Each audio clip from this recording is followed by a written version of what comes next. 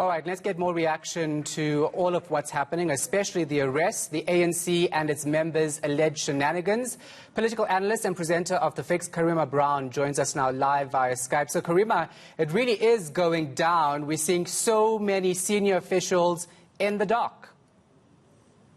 Absolutely, Shahan. If you followed events from yesterday onward, in one case linked to the asbestos contract, we have 7 people who appeared. The asset forfeiture unit is, attaching the properties of those who appeared in court this morning in Bloemfontein. We had Vincent Smith appearing in Palm Ridge. He's connected to Bosasa. And then, of course, the very latest arrest that you have just read out, which is involving Mr. Toshan Pandey, a former head of the South African Police Services in KwaZulu-Natal, and of course also the SAPS head of procurement until a while ago, Navan Madhu. And these are of course people who are linked to corruption allegations linking all the way back to 2010. These are also people that are, particularly Mr. Pandey, associated with former President Jacob Zuma, and of course Mr.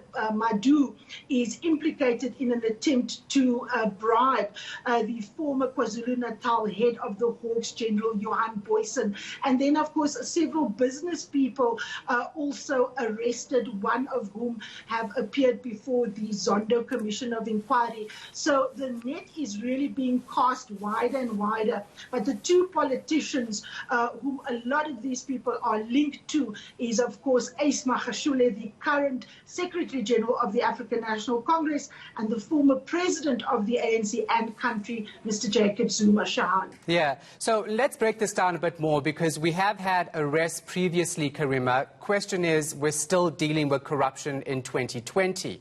Do we trust that this system and this action against these so-called corrupt officials will actually work? Are we likely to see them behind bars finally this time around? I think, Shahan, what one must take into account, as you know, both you and I as journalists have been very critical of the slow pace at which the NPA has moved. Some of this information has, for example, been in the public domain. And the NPA has historically said that they can only move if they have cases that they will be able to win. And as you know, the head of the Investigative Directorate, Advocate Hermione Cronje, promised that she will have people behind, or at the very least in court, and big fish. And we've seen this since the 30th of September. And I think the NPA is pretty confident that it has had, enough time to investigate. It managed to take the criticism on the chin of many South Africans and civil society organizations and media for moving too slowly. And I believe particularly the asbestos case, the Bosasa case and the Toshan Pandey case are cases that the NPA can win. We also, Shahan, need to look at why some of these cases were not brought before the court, especially in the Pandey case. The evidence had all been there, but people like Moiponi Noko, the former head of provincial investigations for the National Prosecuting Authority, who is now the NPA head in the Northwest, need to answer why they decided to drop these charges. So there's a last cog in the wheel that we need to look at. We need to look at the decisions by former prosecuting authority heads in provinces, why some of these cases were let go, because the public need an explanation, particularly if you look at the strength of the evidence, Shahan. So I believe that the NPA's timing is correct. I believe the working together of the SIU, the Hawks and the NPA means that these cases are prosecution driven, and I think they stand a very good chance. But of course, we will have to wait until these cases really get underway in the various courts, Shahan. Yeah. So let's move to this now. The party, of course, says those who face corruption charges must step aside, but you have others like Zweli Mkhize, Paul Mashatile, etc., implicated at the state capture inquiry this week. Last night, Pule Mave told ENCA that he won't react to a trial by media. So you have to wonder then whether everyone in the ANC is serious about this fight against corruption and whether we'll actually see these other high-profile members landing up in the dock.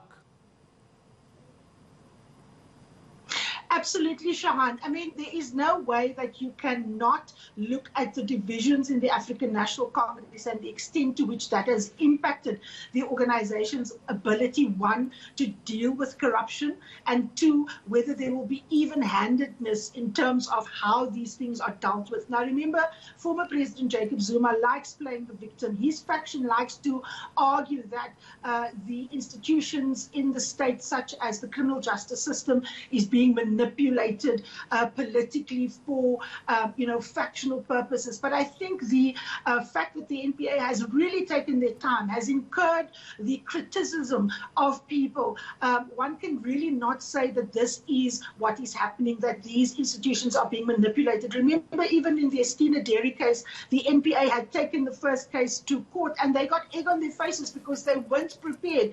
So I think the charge that the NPA is politically motivated is weak. There's very little evidence to base that on. The big issue this weekend at the ANC's Lekgotla, when the issue of corruption is going to come up, is that the president, since he made that impassioned public appeal via the letter to all ANC members, Shahan, is that the law enforcement agencies has now moved. And remember, when the president spoke post that NEC, he said that if he decides who gets prosecuted, we should all run for the hills. And I think that he has given the law enforcement agencies enough time to actually take cases to court on the basis of evidence and not on the basis of political shenanigans. And I think now is the time that the ANC is going to have to be consistent. It really doesn't matter whether you're in the ANC top 6, whether you are a deputy minister like the case of Zizi Kodwa.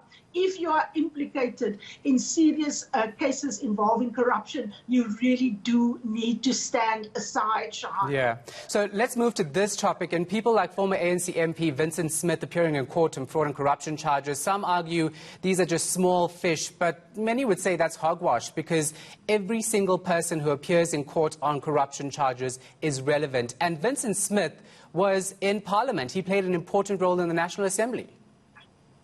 Absolutely, Shahan. I couldn't stress this more. You know, people forget what MPs are there to do. The National Assembly passes legislation. If you look at today's testimony of Mr. Frolik, who was, of course, the chair of all the chairs, he chaired a lot of the committees, and you look at the phone evidence that is coming out, the extent to which he was on the phone with Mr. Vincent Smith. Mr. Vincent Smith was the chair of the Portfolio Committee on Correctional Services. If you look at Bosasa, they had direct links with correctional services. They had a vested interest in corrupting Mr. Smith.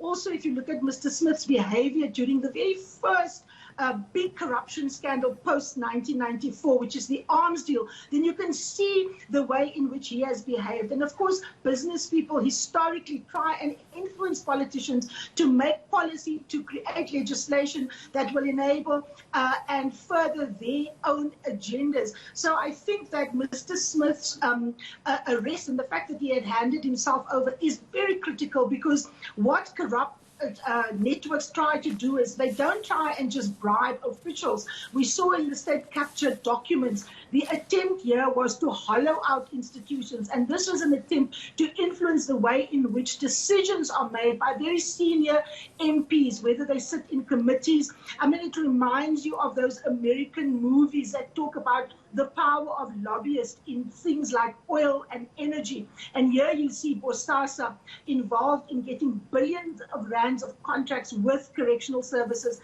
And of course, also, you saw the death of someone like Vernon Peterson, who was the first head of correctional services under very dubious circumstances. And his family has asked for an explanation and also the role of Bosasa. So Mr. Vincent Smith's, charging and appearance in the court is anything but a small fish. It goes to the very heart of how big companies like Bosasa tried to not only buy officials and buy people chicken and cool drink and pay for their birthday parties as they did for Nombula Mokonyane, but actually lean on the very officials that need to make decisions in very important and influential committees in Parliament, as Vincent Smith did when he was chair of Correctional Services in the Portfolio Committee there, Shahan. All right, thanks so much for the insight. Appreciate it. Presenter of The Fix and political analyst Karima Brown.